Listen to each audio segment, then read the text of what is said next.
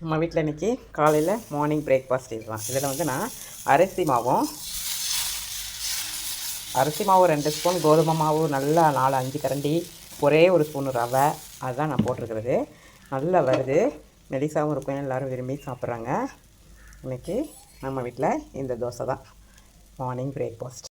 லைட்டாக அப்படியே எண்ணெய் விட்டுக்கலாம், ரொம்பலாம் இடணும்னு அவசியம் இல்லை. அப்படியே சிம்மிலே வச்சுருந்து எடுங்க, பாருங்கள் சூப்பராக வரும். அப்படியே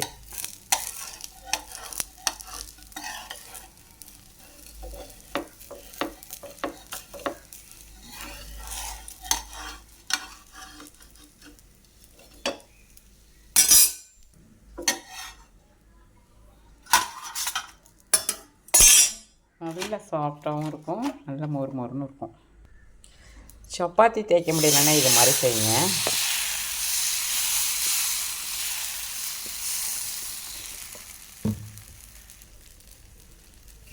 ஸ்டவ் எப்போதுமே ரொம்ப ஹையில் வைக்காதீங்க, ஸ்லோவாக வச்சுக்கோங்க.